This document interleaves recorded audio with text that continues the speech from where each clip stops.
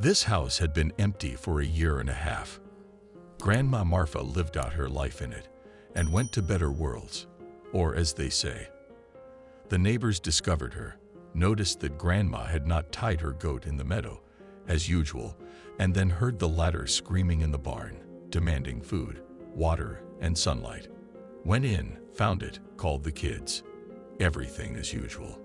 After burying Grandma Marfa, the children put the house up for sale. Even without waiting for the inheritance documents to be finalized, they knew they would sell it for a long time. The house is old.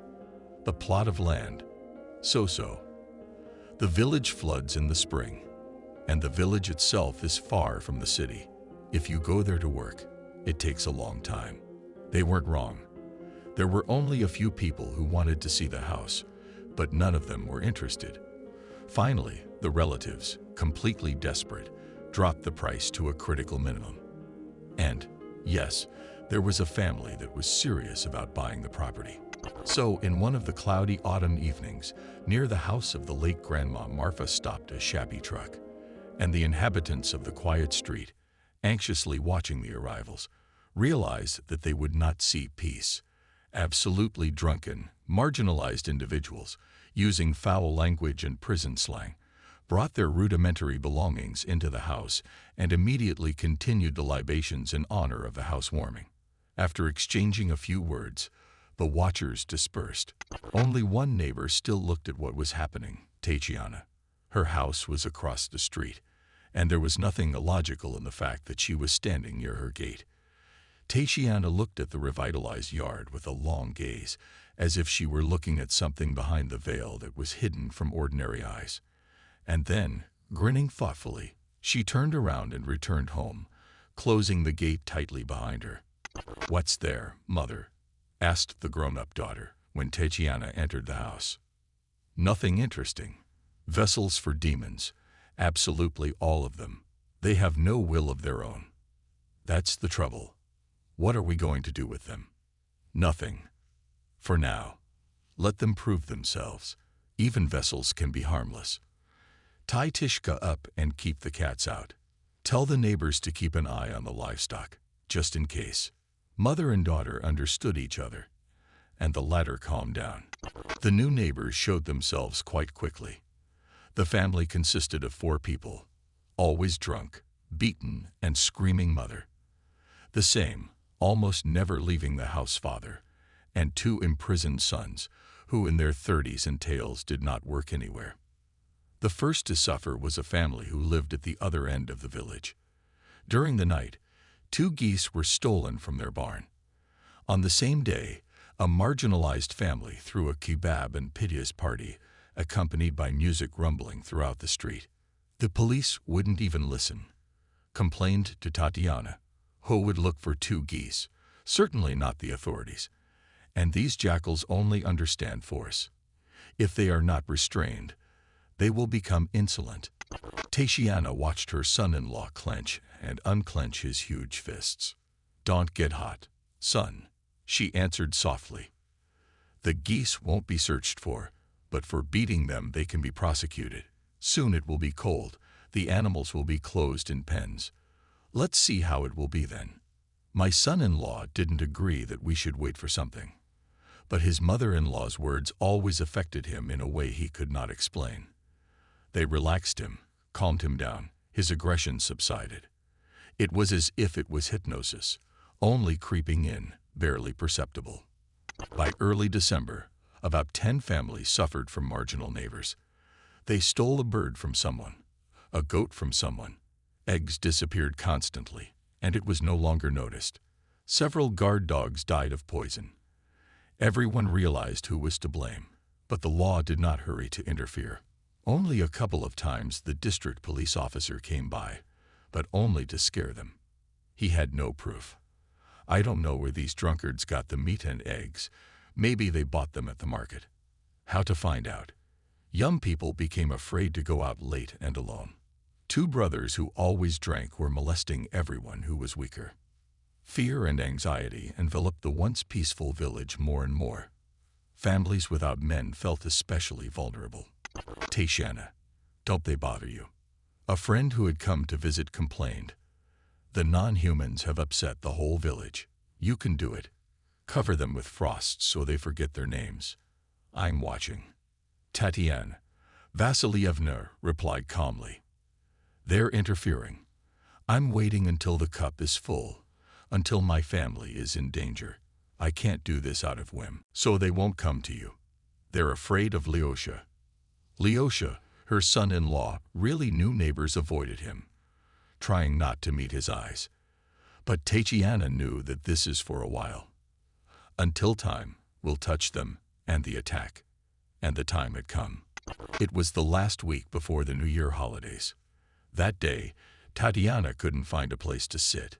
She felt something. Vanya, her brother-in-law's brother, was standing in front of her eyes. Clearly something bad had happened to him, but he was alive. Lesha came home later than usual, not alone, with a close friend. Both were too serious. "What's wrong with Vanya?" Tatiana asked, without waiting for words of greeting. The friends looked at each other, but were not surprised. "They beat him up," Lyosha answered gloomily. "I went to see him. They let him go home, but his face is all a mess." "Oh, he doesn't remember." Tatiana knew he remembered. He just didn't want to involve the police to sort it out for himself. The friends ate dinner, silent and focused. Tatiana tried to get them to talk, but in vain. Her daughter had gone to pick up the children and had not returned yet, and there was a tense silence in the house. After eating, they left together. "Where are you going?" Tatiana asked her son-in-law. "I'm going to see Max off." The men went out, and Tatiana stopped near the window looking at the gate and waited. No one came out of the yard. So, she knew where they had gone. Getting dressed, she followed and slipped into the garage without making a sound. That's right, her son-in-law and his friend were there loading hunting rifles. Losing your freedom because of people who aren't even human. Stupid boys. The men turned at the voice, but again they were not surprised. "Somebody's got to stop them, mother," replied the son-in-law grimly. "What really happened?" asked Tatiana insistently. "These two jackals accosted the girls at the bus stop," Max replied. "All schoolgirls still." Vanya saw and interceded. He punched one of them. They left then, but threatened, and last night they tracked him down from work and attacked him from behind. If they feel impunity, they will start to commit lawlessness. We lived peacefully and will continue to do so. We'll only put things in order. Tatiana smiled her calm smile, which made the men's skin run cold. "Since when are you boys so humane? A bullet each and into the damp earth. Are you serious? So that these non-drying men wouldn't even realize what had happened." Tatiana paused, and the friends quieted down and came a little closer to each other. They seemed to breathe more quietly, unable to take their eyes off the woman's burning gaze. "Wait 5 more days," she continued. "Miracles happen on New Year's Eve. Don't hesitate. I'll make you happy." The men looked at each other and, as one, put down their guns. "Well, if that's the case, then yes, have fun. And maybe you, mother. It to Vanya will look in. You'll see. And the face will heal faster." Embarrassed, muttered Lesha. "Of course. Let's go to Vanya right now." The 3 of them went out and walked past the unfortunate house, deep into the street. Tatiana did not even cast a glance at that house, but she clearly felt that they were being watched. No one saw what Tatiana was doing in Vanya's room, because she had forbidden to go in and closed the door behind her. And Vanya himself did not see, because he fell into a deep sleep as soon as she raised her hands over him. But the next day the swelling went down, and in 3 days his face was completely normal. Only a couple of pink scars reminded him of what had happened. The bruises on his body also stopped whimpering, and Vanya's health was completely restored. It was the last day of the year. Tatiana family was at home. Her daughter was cooking and preparing all the dishes at once, doing it with a dexterity of concentration and speed that was akin to magic. Tatiana, however, took the necessary supplies and retired to the old house. She shut the windows tightly against the daylight and began to stoke the old oven to bake a pie in it. The house had once been used as a dwelling by the previous owners, and at the request of my mother-in-law, they did not demolish it. She left it for her needs. None of the household asked Tatiana any questions, not even the children. It didn't occur to anyone to follow her or distract her. Everyone was used to it. Only Lyosha, when he saw smoke coming from the stovepipe of the old house, exhaled with relief. She had melted it. The process had started. A few hours later, Tatiana came out of her cabin. In her hands, she held a warm, fragrant cabbage pie wrapped in a waffle towel. Without entering the house, she headed for the neighbors. Mother went to them, Lyosha said quietly when he saw the gate close. His wife only smiled back. She knew what it meant. When Tatiana knocked, no one came out for a long time. She knew that she was heard, seen, and did not understand why she had come. Finally, after some fumbling at the door, the mother of the family appeared. Seeing her swollen face, Tatiana didn't wait for any words of greeting or questions. "Welcome, New Year," she said cheerfully and handed her neighbor her bundle. "Let's forget all the offenses and disagreements on this day, and may the new year bring us happiness." Drunkenly, she instinctively reached out her hands and took the treat. The aroma, plus the sensation of warm pastries, completely paralyzed her already vague consciousness. Thank you," she mumbled. But Tatiana was already leaving and didn't hear it. The deed was done. It was only a matter of time before everything happened. When she returned home, she only glanced at the hushed household and, saying that she needed to take a nap for a couple of hours, went to her room to fall into a deep, peaceful sleep. Once again, no one was surprised, and no one bothered her. It was always like this. After practicing, Mother was recuperating. "What's this?" one of the sons asked, pointing to a bundle with his finger. "A neighbor brought it," the mother mumbled. "Why did she bring it?" surprised the father. "Well, like before the new year, to forget disagreements and all that." The two brothers looked at each other, grinning unkindly. The pie exuded such a flavor that the remnants of sanity simply shut down. At that time, they had a local alcoholic, Fyodor, as a guest. Smelling in this family kindred spirits, he began to visit them, and now he had already poured liquids into himself for company. Seeing the pie, he immediately felt an insistent and demanding spasm in the stomach area, but thought to ask, "Who did you say brought it?" "So, neighbor, from the house where the strongman lives." "Is it Tatiana?" "She is." The mother started to cut the pie. The whole family immediately reached for the slices. "Take it," the father said to the guest, pointing to a piece. Fyodor, though he had drunk his brain, but not all of it, when he heard from whom the treat came, he turned pale and almost sobered up. "Oh, no, thank you. I have heartburn from baking," he mumbled, moving away from the pie. "What? Since when?" The owners were puzzled. No, I'll go, guys. The stove still needs to be stoked." Fyodor, who usually could not be driven out of the door with mats, gathered himself with the speed of a fireman and rushed away. A thought flashed through his foggy head. Shouldn't I warn them? But it immediately dissolved like an insufficient snack in alcohol.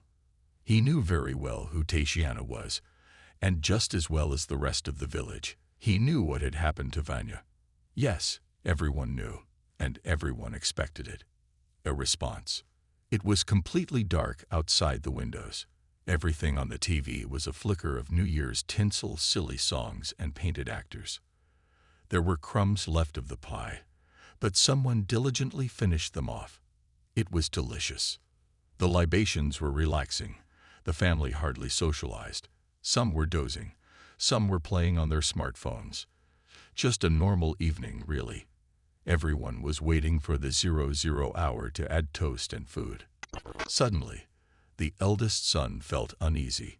He looked up and looked around. Everyone was sitting quietly. "Dad is snoring," But what is it? Why so?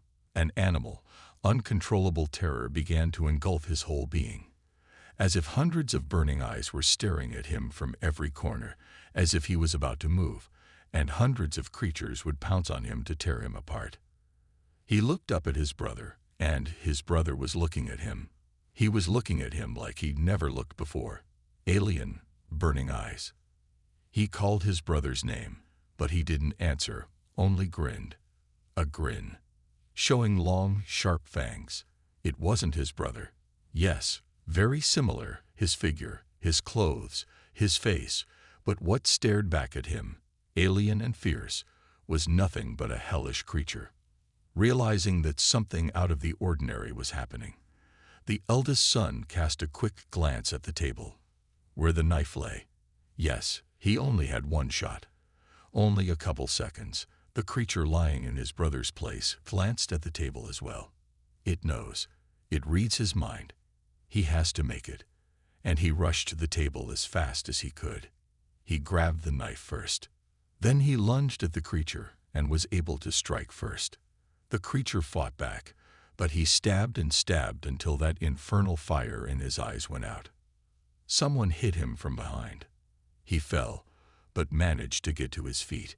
Standing in front of him was a monster in his father's clothes. What a monster! It didn't even try to disguise itself as his father. It had a hideous face that could not be compared to anything else. Horns. The creature gave a terrible roar. The eldest son fought with it, and won. Staggering from the beatings, bleeding, he looked for his mother. What was wrong with her, if only to protect her? But he only saw a scary tailed creature rushing out into the street. He rushed after it. The mummy-clad creature was trying to escape. It was screaming wildly, making sounds that only the inhabitants of hell are capable of. How vile she was! He managed to catch up with her and avenge his mother. And then he looked up and saw that he was surrounded on all sides by such faces, which had never been shown even in the most sophisticated horror movies. They were coming at him, after him. No, he shouted, gathering his last strength. It was the beginning of 12 at night. Tatiana's family and visiting relatives were sitting at the festive table. The fun was in full swing. Suddenly, there were screams, so desperate and horrible that the blood froze in the veins, and even the men got goosebumps. The children were as quiet as mice. Leosha and Vanda looked at each other, grinning grimly. "Make the music louder," Tatiana said calmly. "Ah, they won't hurt anyone," Leosha asked cautiously. "No, they won't go beyond their fence." The music was made louder. Champagne was poured. Dogs howled in all the houses. The whole village realized what was happening. No one went outside until the dogs were quiet. They didn't howl for long, only about 20 minutes. When the clock struck midnight, there was no more noise to disturb the festivities. There was a persistent pounding at the door. Only the authorities could knock on Alexei's house in this way. A sleepy policeman and a couple of other comrades in uniform with disgruntled faces came in to ask formal questions. "Have you seen? Did you hear?" However, fresh coffee and sweets offered by the hostess relaxed the unexpected guests. They cheered up and refreshed before their eyes, and told, in detail, what had happened in the house opposite. Apparently, they got drunk and fought. It's not clear who was who, but they cut each other up. The mother must have tried to run away. They found her in the yard.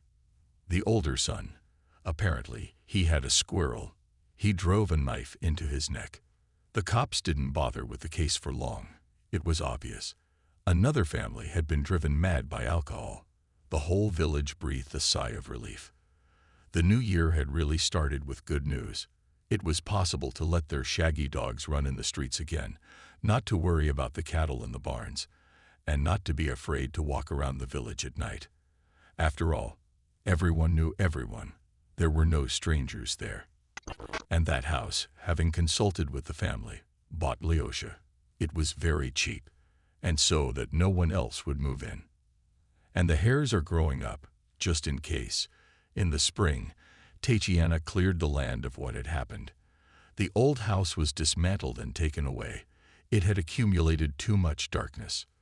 The plot stood empty for a long time, overgrown with green grass, and there the neighboring grandmothers tethered their goats. No one asked permission, but everyone knew they could. Everyone, after all, neighbors, all their own.